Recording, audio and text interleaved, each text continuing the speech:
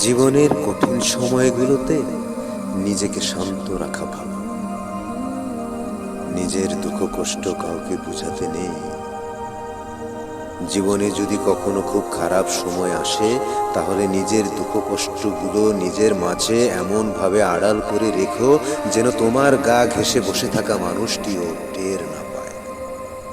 গোপনে তুমি ভেঙে যাও, স্তব্ধ হয়ে যাও, তবুও অসঙ্গতির আগুনে পুড়ে ছারখার করে দাও মনের সব আঘাতের চিহ্ন। আকস্মিক ঝড়ে ঝরে গেছে প্রেমবৃক্ষের সব কয়টি সবুজ পাতা। তাতে কি?